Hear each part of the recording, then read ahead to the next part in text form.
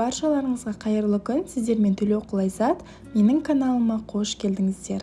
Бүгін мен сіздерге баклажан мен кабачоктан, яғни баялды мен кәдіден жасалған өте дәмді рулеттер, яғни тіске басарлардың жасалу жолын көрсететін боламын.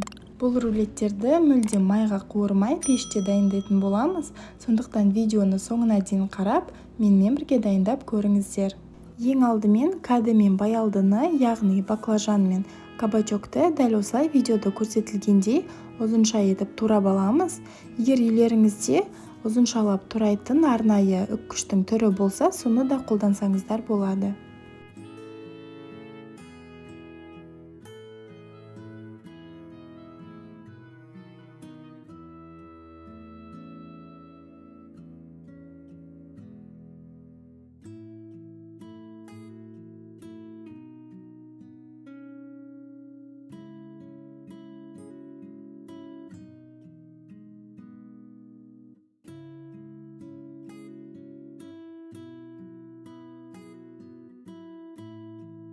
Кейін ұн, панировочный сухари және де жұмыртқаны осындай ыңғайлы ыдыстарға салып дайындап аламыз. Кейін осы дайындап алған листтарымызды ең бірінші ұн, кейін жұмыртқа және де панировочный сухариға саламыз және пергамент қағазы төселген листіға дәл осылай тізіп шығамыз.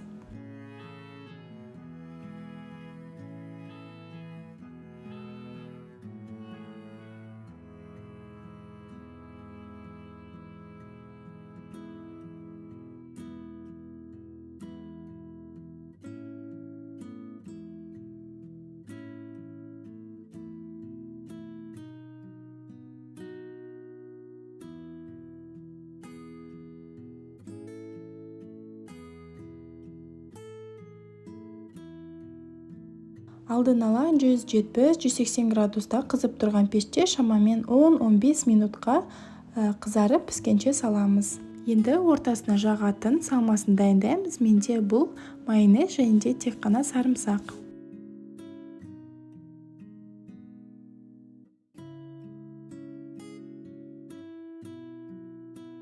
Және де қызанақты да алдын ала осылай орташа көлемде турап аламыз.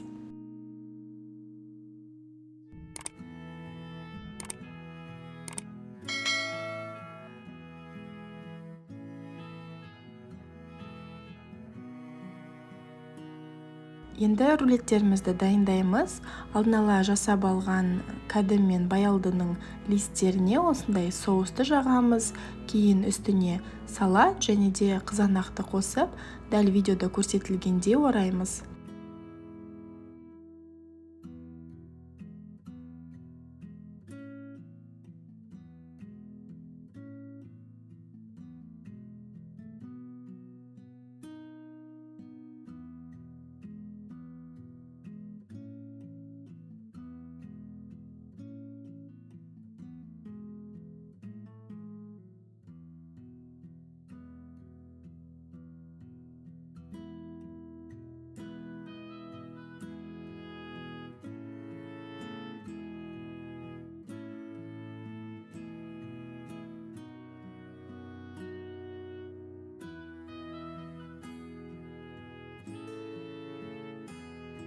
Мінекей біздің тіске басар рулеттеріміз дайын болды.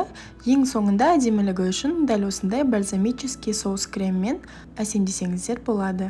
Міндетті түрде осындай жолмен үйлеріңізде де дайындап көріңіздер. Майға қуырылмағандықтан өте дәмді болып шығады. Сіздерге ұнайды деген үміттемін.